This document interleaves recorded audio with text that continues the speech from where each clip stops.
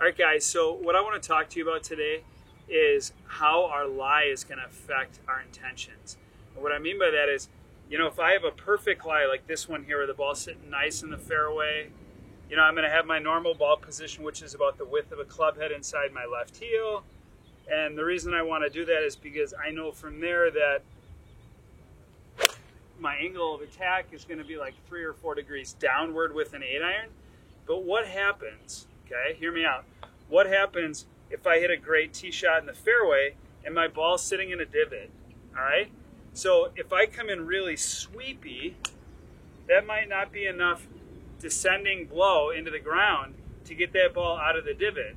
I need to come down steep enough that I can come down between the golf ball and the lip of the back edge of the divot, okay?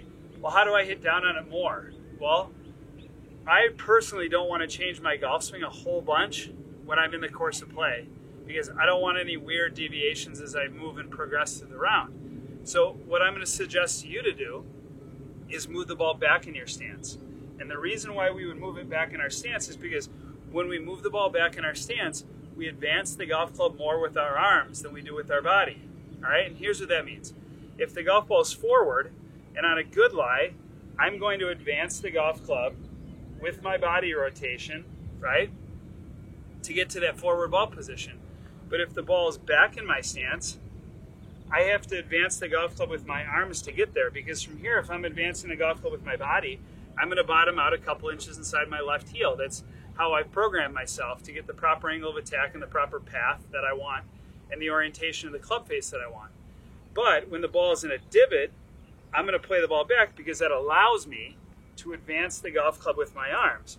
All right, so it's going to go a little something like this. My normal ball position would be about a club inside my left heel. This one here, because the ball is in a divot, I'm going to play it off the inside of my right heel so I can get that golf club to swing steep enough, because in this situation, the ball happens to be really close to the lip on the back half of this divot, okay? So I'm going to aim more left than I normally would because I know when I play the ball back that the club's swinging more out. I need to get the face more open so I don't hit a big duck hook out of this, okay? So I'm going to aim more left. So my body is not quite parallel to this alignment stick. It's a little bit more left. The ball's back off my right foot. And I'm going to get the ball to come out lower and flatter because I'm going down and gouging this ball out of the divot, okay? But I'm going to hit it solid and it becomes predictable because my intentions line up with the lie. And that's all we want. We want to be able to understand how the lie dictates the cards that we're dealt, okay? And you have to know how to play them, okay? So again, perfect lie, normal ball position. You get the ball down in a divot, let's play the ball back so we can hit down on it more.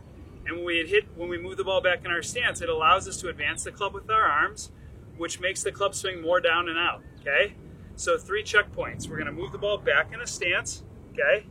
We're going to aim a little bit more to the left so we can get that club face a little bit more open relative to the path, okay?